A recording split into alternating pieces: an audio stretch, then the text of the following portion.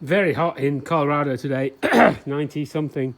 Great day for doing landscaping, which we're doing. And there's my truck, 68 F250 Camper Special, great truck. Anyway, today I am going to answer the question, does the NC700x make a good adventure bike? I'm going to answer it right now and I'm going to say yes. And then I'm going to tell you why. Okay, so did this to, in inverted commas, adventure spec probably a year ago, maybe a bit more, okay? And various things have been added and taken away since then.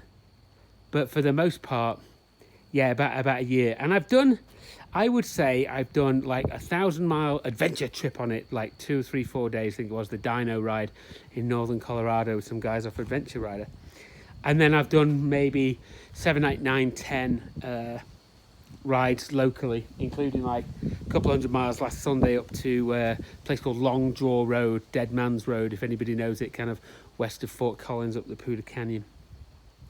Anyway, so I'm just going to go back to front and talk about some of the things that I've done. I've done the mods on it and how they've held up. So, the TKC80s, I have to say, are a great tyre. They really are a great tyre. As you can see, this one's just about worn out. They don't half wear funny. These blocks in the middle get flat, and then this one's bigger, and that's the same on the KLX in a different tyre. So the TKC80 front tyre, great. Front brake's great. No braided hose or anything like that. Did break off the front mud guard. I'll tell you about that front fender at the back, and I've not replaced this yet. A stone or something got caught underneath it and pulled that off. So headlights good with that big headlight bulb. Acer Bees, what a Cherbis. Handguards have been good and effective. You see we've got a bit of damage because I've fallen off this half a dozen times. One thing I did, these are by a company called Heed. Was it Heed or Held? H-E-E-D. And I got them on the engine bars when I bought an F650 Funduro crash bars for it. It's like $25 for these bags.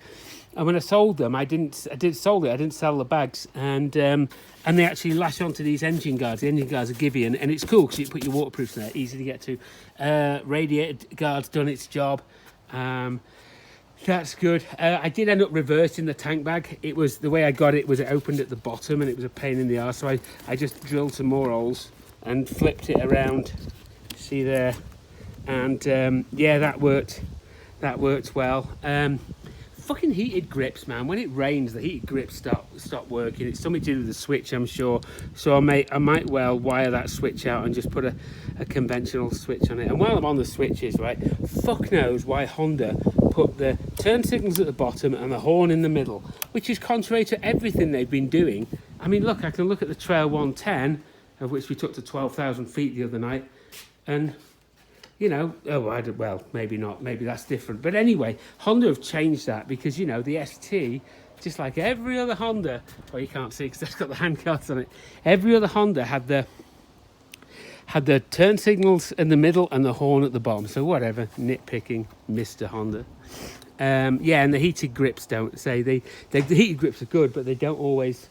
They don't always seem to work switch. And it's funny, Josh has got an Africa Twin, and his heated grips turn themselves on by themselves. So there's something there that's really not quite right. Let's talk about the S&W bash plate. And man, look how bashed that got. So there's two real kind of like weak areas of this bike, right?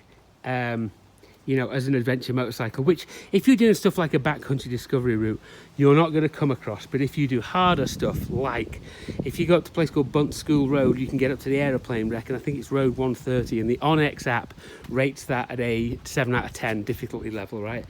And I lugged this thing up there, and I've also done, I think it's Needles Highway, Rollins Pass outside of Netherlands, also do there. So it's basically exposed two things, right? One, the lack of ground clearance, so you have about 6 inches.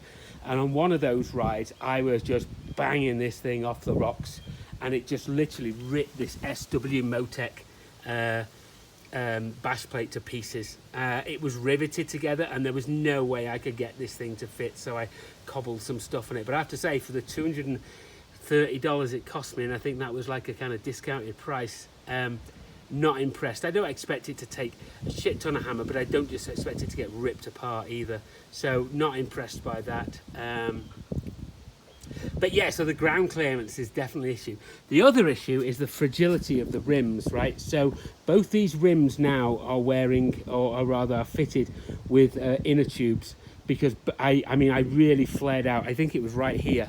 I really flared out the back rim, and I really flared out the front rim, and I just took a rawhide hammer and beat them back into shape. But they were both leaking air after that. So, and I hit rocks pretty hard, right? And I'm running about 20 psi. So, no, but anyway, I really didn't expect the wheels to take as much hammer. So I have considered doing a spoke wheel conversion, but there isn't anything out there for this, and you'd have to cobble it. I was thinking you could an 18-inch XR 650, 600, whatever wheel on the back, and on the front I don't know, but I considered changing the whole front end with the forks. Maybe not. And I know someone's going to say, "Ooh, you could put the CB500X Rally Raid wheels on it." Well, you can't, because they don't fit. Number one. Number two, I'm not paying $2,000 for a pair of wheels for a bike that it runs me about $5,000 as it sits. So yeah, the lack of ground clearance and the fragility of the rims. That being said, that's not stuff that, say, if you did a backcountry discovery route, right? This would be a perfect tool. An absolutely perfect tool. Another addition that I got these Givey bags on it, right, and I've got a pair of throwovers, so that's pretty good there. These are decent enough. I have this Nelson rig tank bag on the back, not tank bag, or a tail pack, and it kind of lashes. It kind of bolts in there, but I don't like this, and I'll tell you why. Because when you clip it together, these clips kind of spread the bag. They spread it widthways, and unless the bag is full, it kind of flops around. So I don't know what solution I'm going to have there. But with that bag, with the throwovers, with the tank bag, and with the frunk, you know, you've got and those little bags on the side, you've got plenty of hauling capacity with this.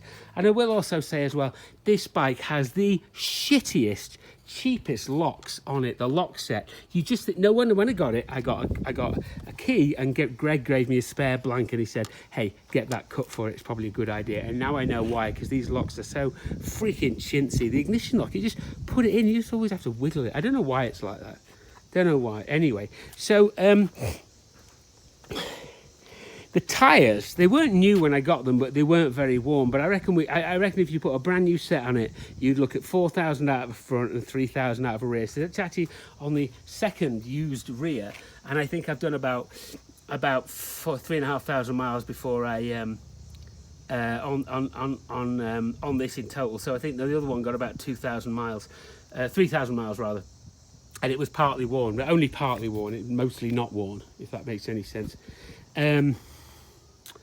So yeah, but the tyres are great, and honestly, some people don't seem to like these TKC80s, so I keep on picking them up used off Craigslist for like $40 and $30, and somebody gave me a free set, so I've got a shit ton of tyres for it, which is good.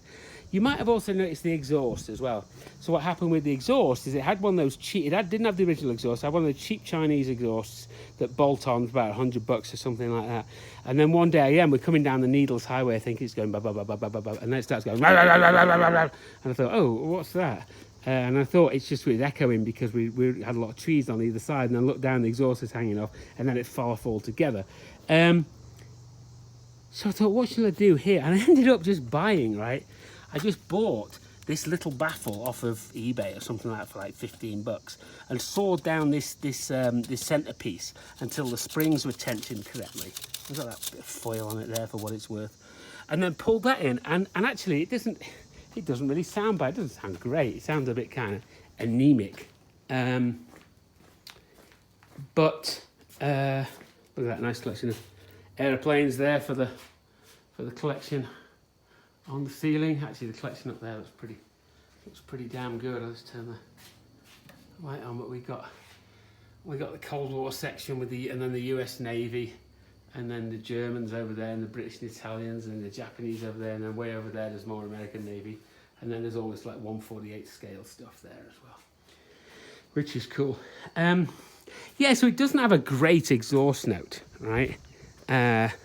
Put the key in and hope that it turns.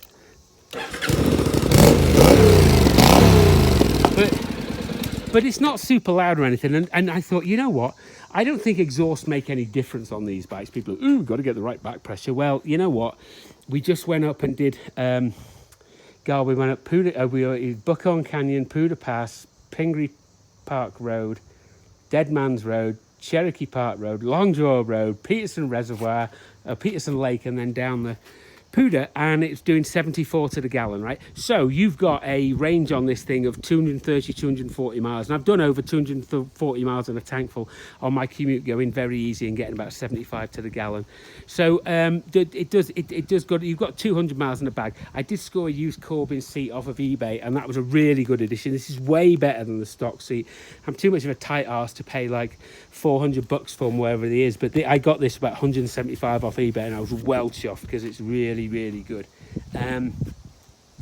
So let's see what else. Yeah, so to say that exhaust, yeah, I thought if this isn't running well, then it'll get the MPG will get shitty, and Greg reckons he only gets like 50 odd out of his, but I very rarely see under 70 out of this, which is good. As you can see, it's a little bit dirty, and I'm going to go up to Trail Ridge up the old Fall River Road, if anybody knows that one. I'm going to go up there about 6 o'clock tomorrow morning. Nobody else is coming, so I thought, bollocks, I'll just go for a blast by myself. So yeah, like I said, does it make a good adventure bike? Yeah. You know what? You could go, it's a budget adventure bike. Yeah, sure, I get that, but I'm into this for $5,000. You could spend more than that on accessories for your 1200 GS or what have you. So yeah, nothing else has really unperformed. Right, I did give it a full service and did the air filter and the oil and I think I checked the coolant, I checked the valves and stuff, and all that stuff was pretty straightforward, pretty easy. You know, and there's nothing really apart from the wheels and the ground clearance. There's nothing, and the floppiness of the bag, the shitty ignition switch, and the bloody heated hand grips and the stupid switch gear. There's nothing wrong with this really. And I say we took it on the Dinosaur Run, which is some guys from Adventure Rider organised by Norm Youst out of Craig, Colorado. He's a great guy. Give a shout out, Norm.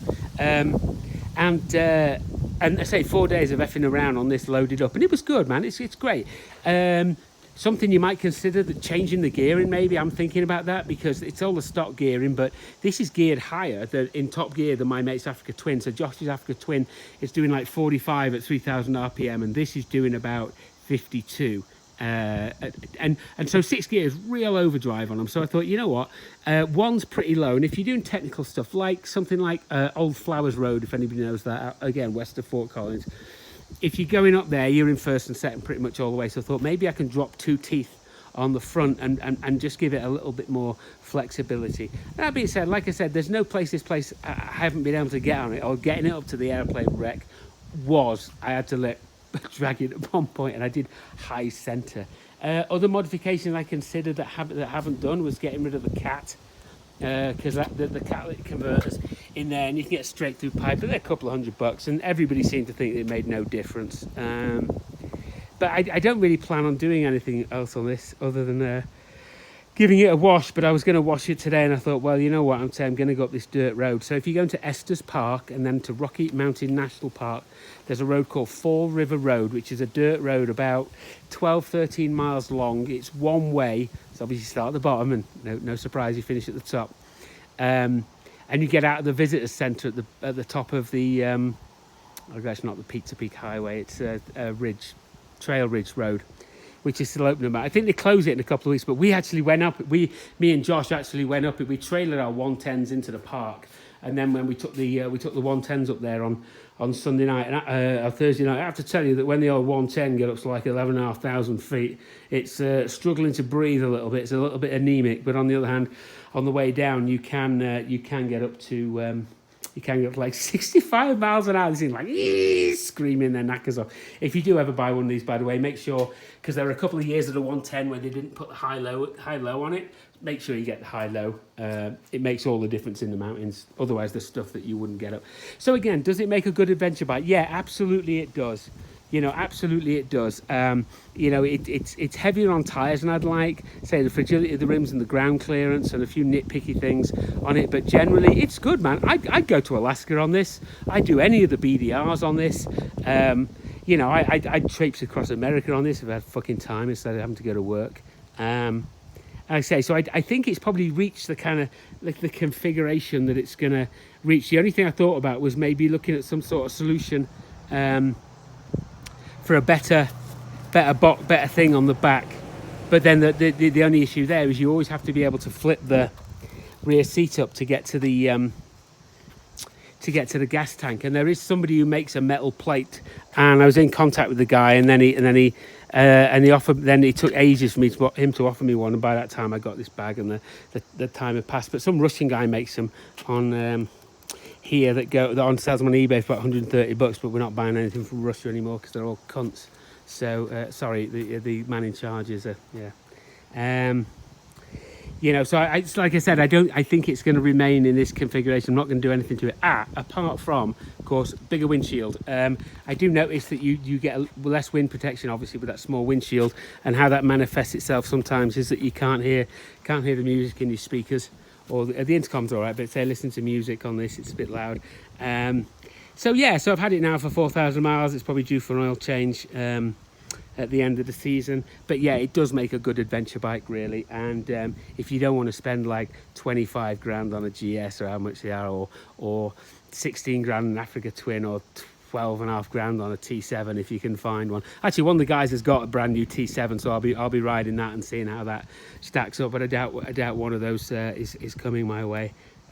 Well, on the other hand, you never know. Just charging up the ST for next week's commute because of the big battery in the back, because it's got a dead alternator. You know, so yeah, that's it really. Like I say, I am exceedingly pleased with this bike, especially because it only runs me, you know, about 5 grand, probably a little bit more now because I bought the Gibby seat and stuff. But really, recommended. Make a great commuter bike, a great little Sunday adventure dirt bike. You know, so. And it might even, I relocated the horn as well. I moved that to one side because it's right in the front and it looks silly. That's it anyway. So say up to Trail Ridge. I'm gonna do the route tomorrow on this that I did on the 110 on Sunday, and we saw plenty of moose up there. There's a lot of moose in Colorado at the moment, and I've seen most of them. All right, take care, see ya.